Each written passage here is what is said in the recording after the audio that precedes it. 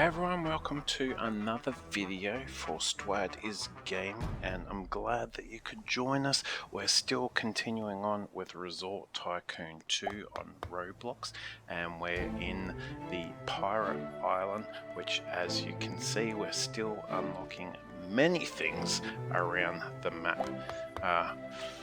Actually can't remember what happens with some of this because it was I think last week that I just did a whole bunch of footage, so now I'm having to do all the different voiceovers for everything. So well, pretty much if you haven't seen the previous video, the way that you get to Pirate Island is you end up driving a boat from your resort into, I think it's like some sort of hurricane or anyway, some sort of like huge big wind swirly thingy-majiggy, and what happens is when you go through that in your boat or your ship or whatever it is that you've unlocked on your resort, you end up coming onto this oops, sorry, this island, and then you can start doing very similar things to what you can on your resort. So obviously you have a spot where you have all your income that you can collect, and then the more money you get, the more you're able to unlock on the island.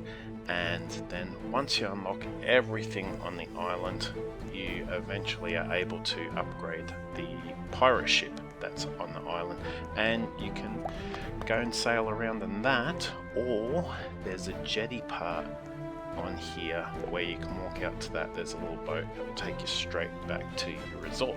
So you've got those two options that you can do. So if you like to have a bit of a travel, discover things about the game, or go and visit other people's resorts, then you can jump in the pirate ship and go for a bit of a wander, or you can just head straight back to the resort. And you can head back to the resort at any time. You don't have to stay on the island. So for me, once I discover something, I like to try and unlock it all. That's just how I like to play it. If you're more sort of wanting to get back into getting your resort done and unlocking the awesome arcade room, that's well, actually I don't know if they have an arcade room in Resort Tycoon 2, because I realised in a previous video I was talking about how I'd played Resort Tycoon and how all these changes that happened in this game, not realising that I was playing the second Resort Tycoon, which is the reason why there were different changes. So yeah, as I say, you'll notice that sign as I walked out to the jetty just before return to resort, so that just backs up what I was saying there. So what am I up to now? I think I'm going to check out the pirate ship as one of the things. That's right, I wanted to see if you could actually somehow jump up on the pirate ship to get onto the jetty, so I didn't have to go check that out. Or you can get the book and read it. As like most things, there's going to be more details in the book than in the movie, so that's always a good thing. Well, I think the good thing about books over movies a lot of the time is that your imagination is able to just sort of run wild with all the different things that go through your head, and you sort of discover how creative your own mind can be when it comes to different things too. So that can always be a lot of fun. It's like book. I remember reading a book when I was younger.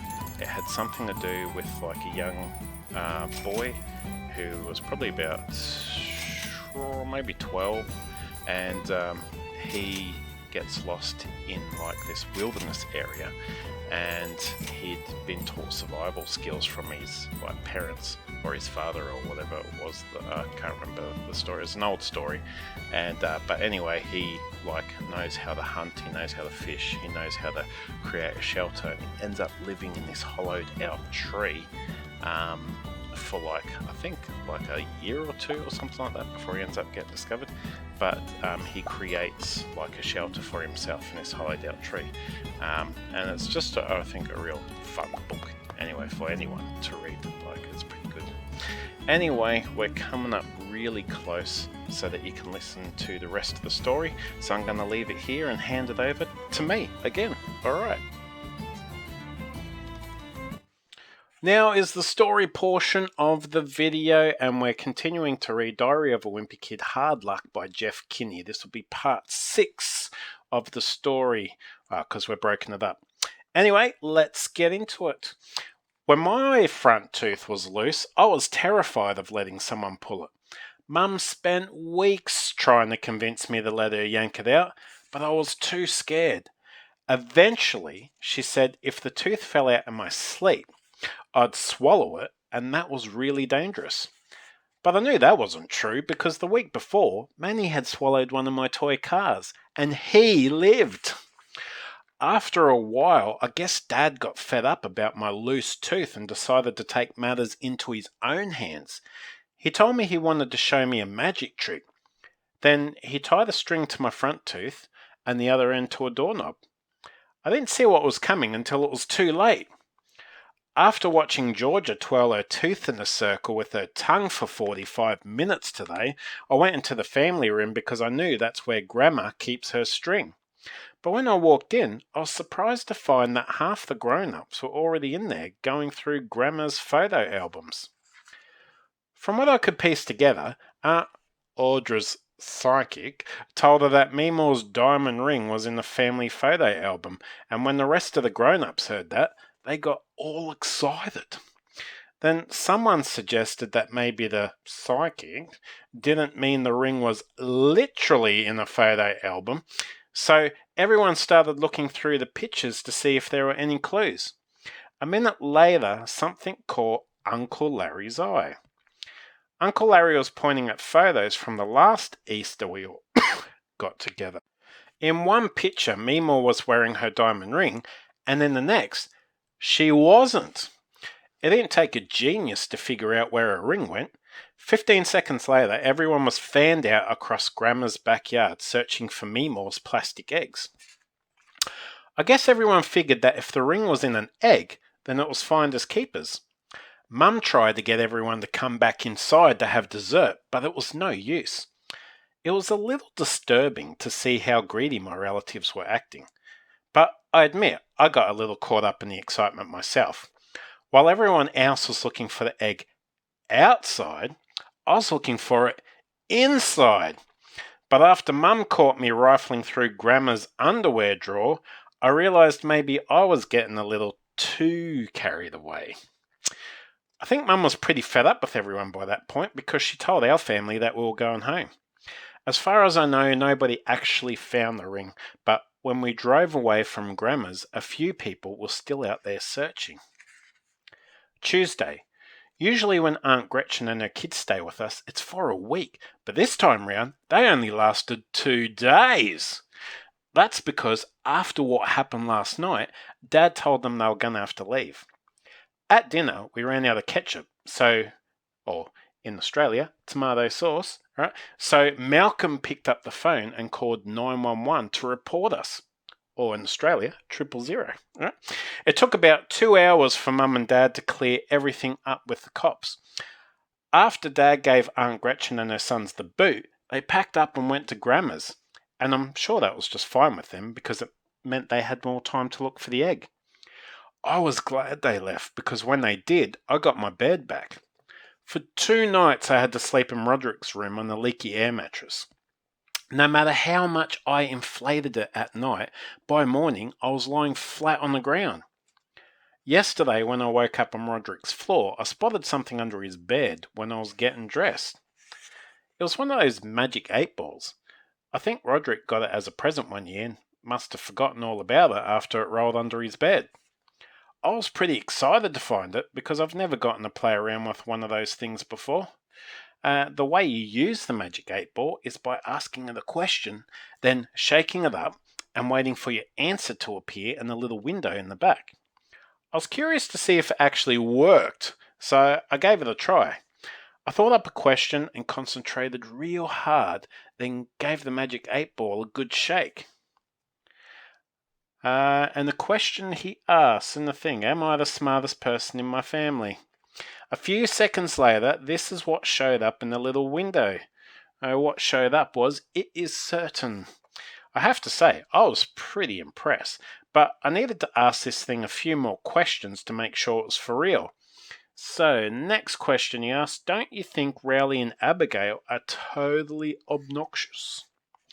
And every single time, it was right on the money. The answer, it is decidedly so. Even when I tried to throw it for a loop, I got an answer that seemed pretty reasonable. What's the grossest thing I've ever accidentally eaten? And the response was, better not tell you now. Then I realised this thing wasn't only good for answering questions, I could ask it for advice too. I started by asking the magic 8-ball if I should take a shower and if I really needed to finish the outline for my science fair project. I got a yes on the hygiene issue, but the magic 8-ball totally let me off the hook on my project. Which the answer was, my sources say no. See, this is what's been missing my whole life. Now that I've got something to help me make all the little decisions, I'm free to focus on the important stuff. In school, we learned that Albert Einstein wore the same clothes every day so he didn't have to waste any brain power on deciding what to wear. And that's exactly what this thing's going to do for me. In fact, after using the magic 8-ball for just one day, I don't know how I ever got by without it. April, Thursday. After playing around with the magic 8-ball for a few days, I found out it has some limitations. But that doesn't mean I'm going to give up on it just yet. I tried using it to help me with my math homework a few times, but it turns out it's not so good at giving you specific answers. So the question Greg asked was, if x take away 43 equals 19, what's the value of x? And the answer the magic 8-ball gave was without a doubt. Not really an answer at all. Alright. Plus, sometimes when you really need an answer from the magic 8-ball, it can totally leave you hanging. Today on my way home from school, one of the Mingo kids came after me with a stick. I asked the magic 8-ball if I should run away or fight, and gave it a hard shake. For some reason, the magic 8-ball couldn't make up its mind. The answer was concentrate and ask again. But the magic 8-ball totally made up for it later on in the day. Mum told me I've been spending too much time indoors and that I needed to go outside and get some fresh air. When Mum left the room, I asked the magic 8-ball if I should take her advice, and its answer could not have been more clear. And the magic 8-ball said, my reply is no. So I hid out in Mum's closet, which I knew would be the last place she'd come looking for me. While I was waiting Mum out in there, I noticed a bunch of books on the top shelf. They were hidden behind some shoeboxes, so it was pretty clear Mum didn't want anyone to find them. At first, I couldn't figure out why she was keeping all these books tucked away in her closet instead of on a shelf out in the open. But when I read the titles, I totally got it. These are just some of the titles, right? How to Talk to Today's Teens, Unplugging Your Kids, Parenting Picky Eaters, Taming Your Defiant Child, Making Them Love Reading, Raising a Prodigy, Reversing Sibling Rivalry, Ultra Parenting, Bedwetting for Beginners, and last but not least, Raising Decent Human Beings. Alright, so these books are basically Mum's secret weapon, and she doesn't want us kids to know about them. I flipped through a few of the books, and some were really eye-opening. I found one that was about using something called reverse psychology. The idea is that you get your kids to do what you want by telling them to do the opposite.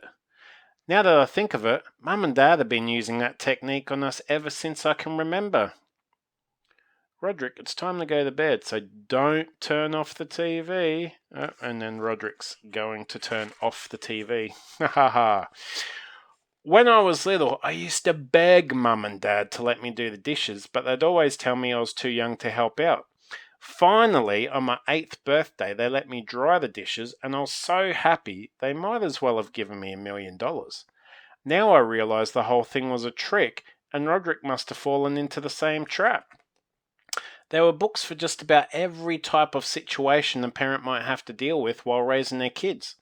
I've always wondered where Mum gets all her advice, and now I know. When I was 9, I found an inchworm crawling up our front steps, and I named him Squirm and kept him in a little jar with holes poked in the top. Every day I'd let him out of the jar so he could get some exercise. This was just about the time Manny was starting to take his first steps, which was unfortunate for Squirm the worm. I was really torn up about it, and that night Mum came into my room to talk. She told me I shouldn't be sad because Squirm was in inchworm heaven, and that in inchworm heaven it's always sunny and there are tons of leaves to eat. And I've got to admit, that did make me feel better about things. Well, today I found the exact place where Mum got that idea. One of the books on Mum's shelf looked pretty new, and when I pulled it down, a lot of things started to make sense. Mum's closet answered some other mysteries too. When I was in kindergarten, I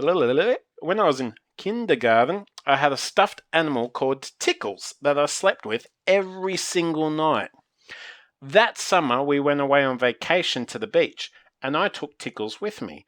But one afternoon when we came back to our hotel room, Tickles was gone. Mum said the cleaning lady must have scooped up Tickles when she took the sheets, so we went down to the place where they do the laundry to see if he was in the washer or something. But he wasn't there either.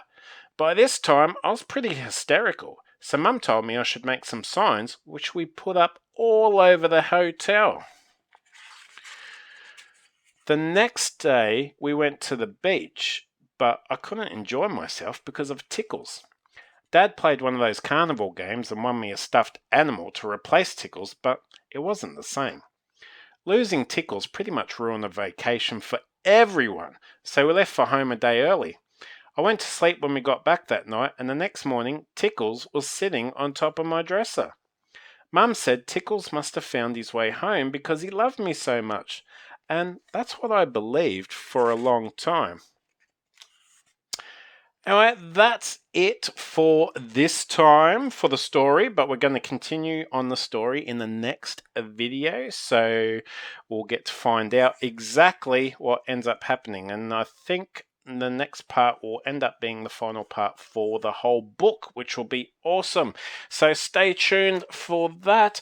Otherwise, have an awesome rest of the day or week or whenever you listen to this, and look after yourselves. And until then, bye for now.